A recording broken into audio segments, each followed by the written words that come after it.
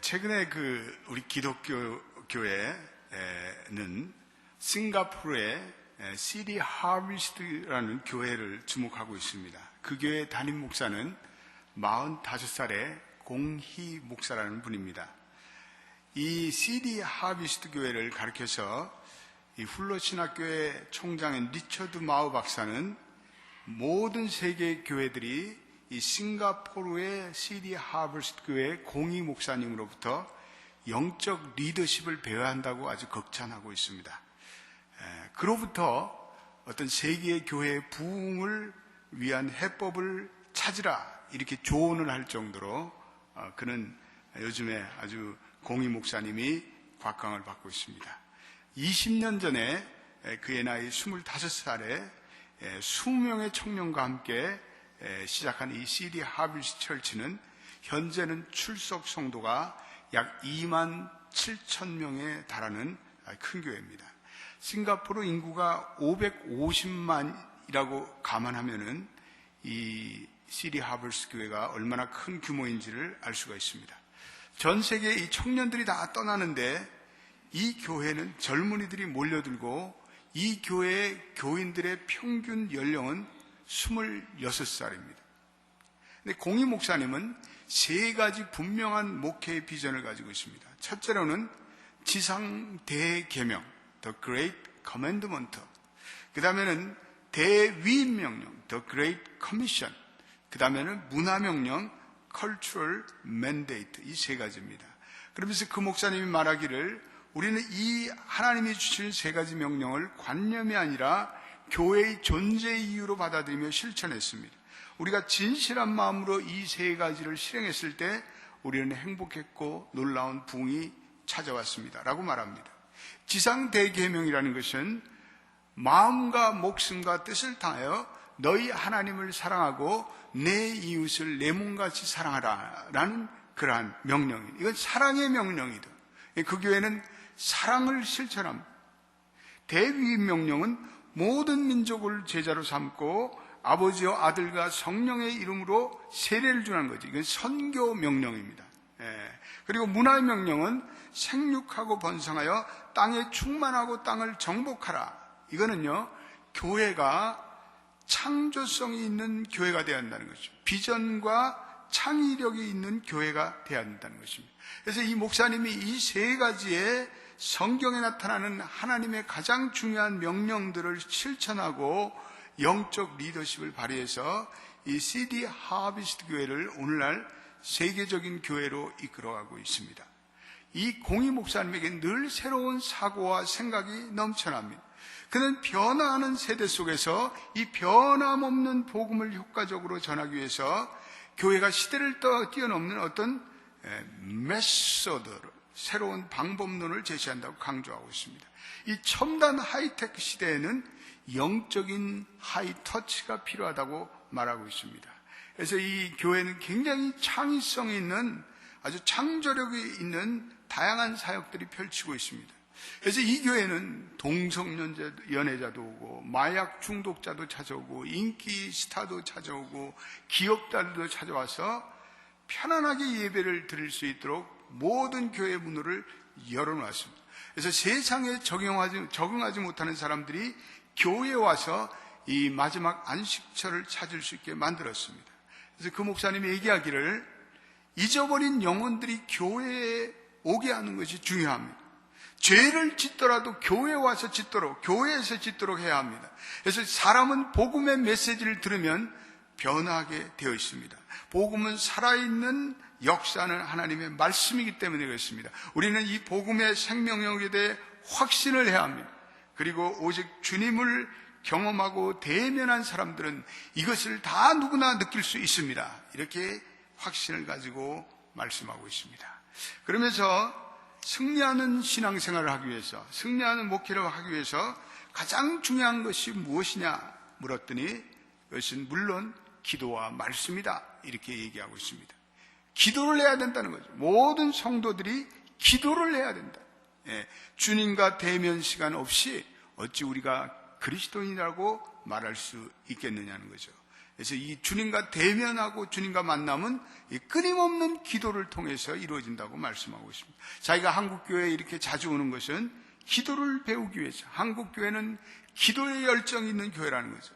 기도하는 교회는 이미 승리한 교회고, 또 우리 성도들이 매일 성경을 읽고, 목회자들이 승리하는 목회가 되기 위해서는 성경을 깊이 파고 읽어야 된다는 거죠. 기도와 말씀에 승리하는 그 신앙생활과 목회의 비결은 다른 것이 없다고 그분은 말하고 있습니다. 또 자기가 과거로 돌아가서 목회를 다시 시작한다면 무엇에 가장 주력하겠느냐는 질문에 기도 가운데 말씀으로 깊이 들어가는 것을 자기는 시도하겠다고 말씀하고 있습니다. 그에게 또 이렇게 물었습니다. 성공은 무엇입니까? 이렇게 물었더니 성공은 주님이 창조하신 목적대로 사는 것이 성공입니다. 우리가 주님의 위대한 한 부분을 담당하다가 우리 그러다가 이 세상을 떠나는 것입니다. 그래서 주님이 맡겨주신 일을 감당하는 사람은 누구나 다 성공자입니다. 그러면서 목사의 성공은 이 같은 성공관을 가지고 성공한 성도들을 많이 만들어내는 것이 바로 좋은 목사입니다. 이렇게 말씀하고 있습니다. 오늘 우리가 읽은 이 잠언서 28장 2절 말씀에 명철과 지식이 있는 한 사람으로 말미암아 그 나라가 번영한다는 말씀을 하고 있습니다. 여러분, 이 한 사람이 바로 설 때, 한 사람이 바른 리더십을 발휘할 때 이 세상은 밝아집니다. 한 목회자가 바로 서면 그 교회가 살아나고 성도들이 복을 누립니다. 한 가정에 아버지 한 사람이 바로 서면 그 가정이 살아납니다. 그 가정의 아버지들이 영적인 리더십을 발휘하지 못하면 어떻게 되겠습니까? 그래서 그 아버지가 바로 선 아버지가 될 때 그 자녀들이 복을 받고 성공을 누립니다. 한 나라도 리더 하나 잘못 만나면, 그래서 경제정책 잘못 펴면 전염병으로 죽은 숫자보다도 더 많은 사람들이 굶어 죽을 수 있다는 사실을 오늘 우리는 이 시대의 역사 속에서 보고 있지 않습니까? 이게 리더십이라는 것은 한마디로 영향력입니다. 그래서 영향력을 발휘해서 사람들을 움직이게 하고, 그런데 사람들을 움직이게 하는데 이 마음을 움직이게 해야 된다는 것입니다. 억지로 하는 것이 아니라 이 마음을 움직이게 해서 사람들로 다 어떠한 방향을 따라오게 만드는 힘이 바로 리더십입니다. 저희 교회 새해 표가 우리 리더십의 훈련으로 전 교인이 탁월한 리더가 되자라고 정했습니다. 이게 리더십은요, 목회자만 필요한 것이 아니라, 대통령만 필요한 것이 아니라 우리 교회 장로님들, 집사님들, 그리고 모든 가정의 우리 부모님들, 주부들, 그리고 비즈니스를 이끌어가는 우리 비즈니스의 그러한 모든 매니저들, 우리 모두에게 이 리더십이 필요합니다. 우리 연합교회는 우리 모든 교인들이 이 리더십을 발휘해서 여러분들의 삶의 현장, 직장의 현장, 가정의 현장, 그리고 여러분들의 그 생업의 현장 속에서 탁월한 리더가 되셔서 여러분들이 이 사업도 하나님의 은혜 가운데 성공하고, 교회도 잘 이끌어가고, 가정도 하나님이 기뻐하시는 아름다운 가정 되기를 주님의 이름으로 축복합니다. 먼저 이 리더십의 정의를 생각해 보면 요즘에는 그 리더십이란 말을 많이 사용합니다. 리더십에 대한 책들이 얼마나 많은지 모릅니다. 저도 리더십에 대한 책을 2권이나 이렇게 출판했지만 그 리더십을 지금도 공부를 하고 있습니다. 리더십이라는 것은 한마디로 정의하기 어려운 개념입니다. 갈수록 리더십이 힘들어요. 특별히 교회 리더십은 가장 어려운 리더십입니다. 왜냐하면 세상의 리더십은 직위가 주어짐과 함께 힘과 권위가 동시에 주어지는데 교회의 리더십은 그렇지 않습니다. 교회라는 것은 온전히 영적인 권위만이 존재합니다. 성도들이 그 영적인 권위를 통해서 깨달음을 갖고 자원해서 헌신하고 봉사하게 만드는 것입니다. 교회가 무슨 강제성을 부과할 수 있는가요? 교회가 말을 안 듣는다고 당신 이 교회 떠나 그렇게 말할 수 있는가요? 교회가 뭘 잘못한다고 당신은 이 교회에 남아있으면 안 돼, 그렇게 할 수는 없는 것입니다. 교회라는 것은 진정 마음이 열려서 감사함으로 이렇게 헌신케 해야 되는 것입니다. 교회란 군대나 회사가 아닙니다. 교회는 스스로 교인들이 마음을 열어서 이 교회를 섬기도록 해야 합니다. 그래서 그러므로 이 리더들이 자신의 삶을 투명하게 그리고 앞장서서 모범을 보이지 않는다면 교인들은 절대로 그 리더들을 따르지 않습니다. 그래서 세상에 가장 어려운 리더십이 이 교회의 리더십입니다. 저는 늘 생각하기를 이 교회에서 강훈련을 받은 리더들은요, 어디 가서나 좋은 리더십을 발휘할 수 있다고 저는 믿습니다. 우리 연합교회에서 잘 훈련된 리더들이 한인회도 나가서 섬기고 세상 단체도 나가서 섬기고 그렇게 되기를 바랍니다. 이 리더십이라는 것은 리더라는 단어와 ship, S-H-I-P라는 두 단어가 모여서 됐습니다. 이 ship이라는 것은 배를 의미합니다. 그래서 리더십이라는 것은 배를 목적지까지 끌어가는 능력을 말합니다. 근데 이 배가 항해를 할 때 폭풍우 가운데를 통과할 때가 있습니다. 암초를 지나야 때가 있습니다. 바람이 없는 무풍지대를 통과할 때가 있습니다. 리더십도 마찬가지죠. 어떤 때는 폭풍우처럼 다가오는 그 어려움을 이 배가 헤치고 나가요. 순풍이 올 때는 그 순풍을 잘 100% 이용해서 타고 달려나갑니다. 암초가 있을 때는 피해 나가야 됩니다. 탈진이 되려고 할 때는 적당히 리듬을 늦추면서 달려나가야 합니다. 근데 배가 목적지까지 가기 위해서는 반드시 필요한 두 사람이 있는데 선장이 필요하고 그리고 선장과 함께 일하는 크루, 선원들이 필요합니다. 그리고 선장과 선원이 아무리 잘해도 불가항력적인 상황이 우리에게 닥칠 수가 있습니다. 파도가 너무 세진다든지 암초가 돌연 나타나든지 이런 돌발과 위험의 상황이 있습니다. 그래서 이 모든 인생의 상황, 우리 비즈니스의 상황, 교회의 상황에서는 이 하나님의 도우심이 절대적으로 필요합니다.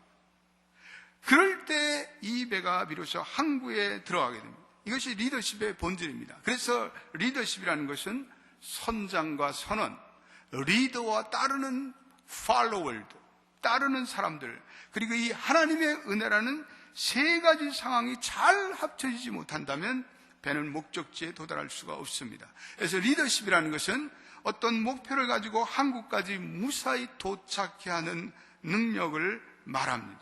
그런데 이것은 팀 리더십과 플러스 하나님이 역사하시고 하나님이 인도하시고 하나님이 은혜를 주셔야 합니다. 여러분, 우리의 비즈니스도 마찬가지고 우리의 교회도 마찬가지고 우리의 가정도 마찬가지고 우리의 힘으로는 도저히 감당할 수 없는 시련과 역경이 몰아닥칩니다. 그럴 때 우리는 겸손히 하나님을 의지하고 하나님을 신뢰하며 하나님이 주시는 힘으로 이 난관들을 극복하려면 우리에게 이 영적인 리더십이 반드시 필요합니다. 할렐루야. 저는 이 미국의 위대한 영적인 리더십을 발휘했던 그 정치가가 있는데 그것은 워싱턴 대통령입니다. 그리고 우리 에브라함 링컨 대통령입니다. 그리고 루즈벨트 대통령입니다. 1929년에 미국에 사상경제 대공황이 불어닥쳤습니다. 모든 국민들이 극심한 고통과 절망에 빠져 있습니다. 그때 대통령이 된 루즈벨트가 국민들에게 이렇게 오셨습니다. 우리가 두려워할 것은 오직 두려움 그 자체뿐입니다. 그리고 그는 가감한 뉴딜 정책을 펴서 수많은 실업자들을 구제했습니다. 그리고 경제를 회생시켰습니다. 루즈벨트 대통령은 우리가 잘 알다시피 장애인입니다. 소아마비를 앓았습니다. 그러나 소아마비를 앓았지만 그는 늘 웃음을 잊지 않았습니다. 그는 연합군의 리더로서 나치 독일과 독일 군국자의 전쟁을 두려움 없이 밀어닥쳤던 탁월한 리더였습니다. 오늘 미국이 이 루즈벨트 대통령과 같은 리더십이 참 필요합니다. 오바마 대통령이 이 루즈벨트 리더십을 많이 연구하고 많이 공부하고 있다고 합니다. 그가 제2의 루즈벨트가 될지 우리는 다 기대하고 기도하고 있습니다. 우리 한국에도 이 이명박 대통령은 영적인 리더십을 가진 사람입니다. 그래서 이 이명박 대통령을 보면 이 위기가 얼마나 많았습니까? 처음에 위기가 그렇게 많고 좌파들이 이 이명박 대통령을 잡아먹으려고 얼마나 그를 시련과 난관을 주었습니다. 그러나 하나님이 그분을 축복하시고 그가 하나님 앞에 바로 서니까 그가 모든 난관을 이기고 나가지 않습니까? 영적인 리더십입니다.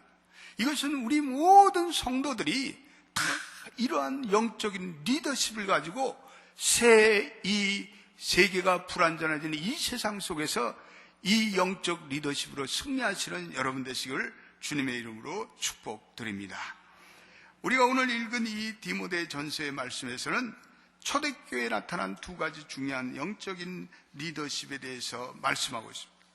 오늘 1절부터 13절까지를 요약해 본다면 두 가지 리더십이 교회의 리더들에게 그리고 성도들에게 필요한데, 첫째는 영성의 리더십, 두 번째는 도덕성의 리더십을 말합니다. 이 도덕성의 리더십은 자기관리의 리더십입니다. 영적 리더십은 영성 플러스 자기관리라는 두 가지의 숙제를 안고 있습니다. 첫째로 이 영성의 리더십은 무엇보다도 하나님과의 관계성에서 옵니다. 이 영성의 리더십은 대단히 중요합니다. 이 영성의 리더십이 없다면 그것은 세상의 리더와 전혀 다를 것이 없습니다. 무엇이 영적 리더들을 독특하게 만드는가? 무엇이 세상의 리더들과 영성의 리더가 차이가 나게 하는 가장 중요한 특징이 무엇인가? 첫째로 이 영적인 리더들은 가장 중요한 것은 하나님의 부르심입니다. 아무리 그가 테크닉이 뛰어나고 인간관계가 좋고 사회적인 경험이 많고 그래도 이 하나님의 부르심을 경험하지 않았다면 그는 결코 좋은 리더가 될 수가 없습니다. 성경에 나타나는 모든 영적인 리더는 한결같이 하나님을 만나고 체험하고 하나님의 부르심을 경험한 자들입니다. 모세는 가시덤불 앞에서 하나님의 나타나심을 목격하고 자신의 신발을 벗는 두려운 경험을 합니다. 이사야는 거룩한 하나님의 환상 앞에 하나님의 임재를 경험하셨습니다. 바울도 다메섹 도상에서 그는 부활하신 주님의 음성을 듣고 부활하신 주님의 영을 만납니다. 베드로도 주님을 만났을 때 나는 죄인으로서이다 고백하며 주님의 제자가 됩니다.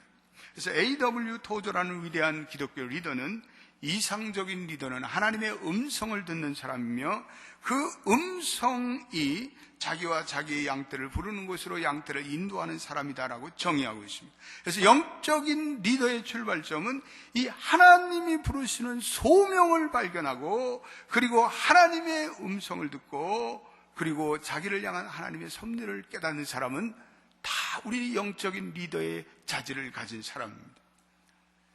최근에 63세에 이 조기 은퇴를 하고 하나님 나라의 선교에 뛰어든 김종수 선교사님이라는 분의 이야기를 제가 읽게 되었습니다. 그분은 뒤늦게나마 하나님이 부르시는 소명을 발견하였습니다. 2003년도에 그는 63세에 자기 아내에게 이렇게 말합니다. 여보, 내가 더 이상 늦으면 안 되겠어. 나는 이제 떠나야 할 것 같아. 그랬더니 아내가 그래요. 떠나세요. 마음에 울리는 북소리에 맞춰 당신이 새로운 길을 걸어가세요. 이렇게 격려해 주었습니다. 그래서 김종수 장로님은 18년간을 운영하던 회사를 정리하고 그해 9월에 선교 사역을 펼치러 중국 단동 지방으로 떠납니다. 그래서 그는 거기서 4년 동안 샘 의료복지단, 주로 북한을 다니면서 북한에 의료 사역을 해주는 그러한 복지재단 단동 지역의 본부장으로 중국과 북한을 대상으로 선교 활동을 펼쳤습니다. 그는 중앙일보 공채 일기로 기자 생활을 시작해요. 삼성물산 해외본부장, 산섬 반도체 임원, 그리고 미국의 산호제의 컴퓨터 기업인 에이스컴의 대표로 지내고 그리고 산호제에서 임마누엘 교회 장로로 심호하다가 그는 선교의 사역으로 하나님의 부르심을 받습니다. 젊은 날 그는 삼성물산의 해외 주재원으로 70년대 수출 한국을 위해 미국 전역을 누리고 다녔습니다. 중년에 창립한 컴퓨터 부품 회사인 이 에이스컴이 발전의 발전을 거듭했습니다. 자기 두 딸은 의사와 변호사가 되었습니다. 수입이 넘쳐났습니다. 모두가 당신이야말로 아메리칸 드림을 이룬 사람이다 라고 말했습니다. 그런데 아무리 세상적인 성공을 읽어도 그 마음속에는 갈망이 있었습니다. 무언가 영적인 갈망이었습니다. 영원을 향한 소망이었습니다. 그래서 늙기 전에 자기가 평생 한번 무언가 전념해 하나님의 일을 하고 싶었습니다. 그래서 이제는 자기가 아메리칸 드림이 아닌 그 하나님 나라의 킹덤 드림을 위해서 일하기를 바랐습니다. 그래서 그는 자기의 마지막 인생의 마지막 후반기를 주님을 위해서 마음껏 바치자고 아내와 서원했습니다. 그리고 4년 동안 홀로 단동에 가서 선교 사역을 펼쳤습니다. 아내는 뒤에 남아서 회사를 정리했습니다. 그 기간 동안에 또 이 김 장로님은 위암 수술을 받았습니다. 그러나 수술 가운데 그는 감사했습니다. 선교지에 있으면서 하나님의 감당할 수 없는 사랑을 깨달았습니다. 나의 나된 것은 오직 하나님의 은혜입니다. 그는 하나님의 이 킹덤 드림을 위해서 자기의 사역에는 은퇴가 없음을 강조합니다. 돌아보면 주님을 위해서 사역할 일이 널려 있습니다. 하나님의 마음을 갖고 그 일을 하면 됩니다. 주님이 기뻐하시는 일을 하고 사는 것이 평생 젊게 사는 비결입니다. 여러분, 이 김 장로님은 진정한 영적인 리더십을 가진 분입니다. 왜냐하면 그분은 하나님이 주신 자기의 소명을 발견하신 분이기 때문에 그렇습니다. 세상은 지성을 강조, 전문적인 경험을 강조합니다. 전문적인 지식이나 그리고 기술을 강조합니다. 그러나 이 영적인 리더십은 근본적으로 다릅니다. 세상에는 이 영적인 리더십, 하나님과의 관계 이런 것 강조하지 않습니다.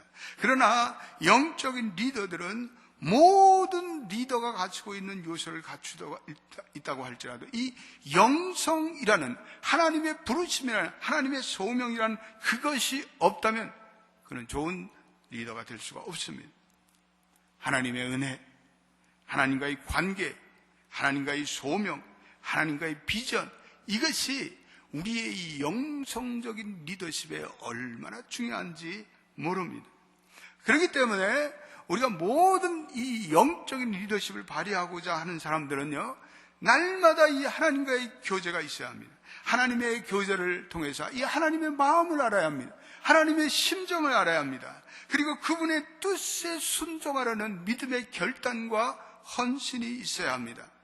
사람들의 말을 무분별하게 듣고 왔다 갔다 흔들리고 그래서는 안 됩니다. 이 하나님과의 깊이 교제하는 가운데 이 영성의 리더들은 하나님의 음성을 듣고 자기의 신앙의 양심에 따라서 하나님께 절대적으로 순종해야, 그래야 하나님이 은혜를 주시고 하나님이 축복을 주시고 하나님이 영적인 리더십을 더해 주십니다. 할렐루야. 오늘 9절 말씀에 이렇게 되어 있습니다. 9절 디모데 3장 9절 말씀 읽어보겠습니다. 같이 읽어보겠습니다. 시작. 깨끗한 양심에 믿음의 비밀을 가진 자야 할지니. 이 깨끗한 양심에 믿음의 비밀을 가진다. 이 믿음의 비밀을 가졌다는 것은 하나님의 말씀의 은혜를 받았다는 거예요. 예. 영적 리더들은요, 하나님의 말씀의 은혜를 받습니다. 하나님의 말씀을 통해서 구원의 진리를 깨닫습니다. 그리고 하나님의 말씀을 자기의 삶에 실천할 때 하나님의 은혜가 임하고 하나님의 축복이 임하고 하나님이 자기를 도와주신 것을 체험한 경험이 있는 사람들입니다. 그래서 말씀이 주시는 위로도 알고 말씀이 주시는 능력도 알고 말씀이 주시는 생명의 역사도 깨달은 자입니다. 그래서 말씀을 먹고 말씀으로 눈이 밝아져 하나님의 뜻을 깨닫고 하나님의 나라를 세워가는 그러한 사람들이 이 영적인 리더십을 발휘하는 자들입니다. 여기 1절 말씀도 한번 같이 읽어보겠습니다. 1절 시작. 미쁘다 이 말이요 사람이 감독의 직분을 얻으려 하면 선한 일을 사모한다 함이라. 이 감독이라는 것은 원래 이 장로를 얘기합니다. 장로와 목회자를 얘기합니다. 선한 일을 사모하는 자, 이거는 선한 일이라는 것은 이 특별히 복음을 전하고 영혼을 구원하는 일입니다. 그래서 이 영적인 리더십을 발휘하는 자는 이 복음을 기뻐해야 돼요. 이 하나님의 말씀을 내가 자랑스럽게 생각해요. 이 하나님의 말씀에 대한 확신을 가져야 돼요. 그래서 이 복음을 전하고 복음을 통해서 잊어버린 영혼을 구원하는 일에 열망을 가져야 돼요. 그래서 하나님을 알지 못하는 자들을 볼 때 불쌍한 마음이 들고 그에게 복음을 전해야 되겠다는 마음을 가진 것, 이건 선한 일을 사모하는 자예요. 다른 말로 이건 영적인 관심과 열적인 영적인 열망을 가진 자가 바로 이건 영적인 리더라고 말씀할 수가 있습니다. 두 번째 영적 리더십의 중요한 것은 자기관리 능력입니다. 우리가 이 리더십에 있어서 가장 오해가 있는데, 지위가 주어지면 리더로서 영향력이 바로 생긴다, 이런 착각을 갖습니다. 그런데 스탠리 후피라는 리더십 전문가는 우리에게 이렇게 충고해 주고 있습니다. 지위가 리더를 만드는 것이 아니라 리더가 지위를 만든다.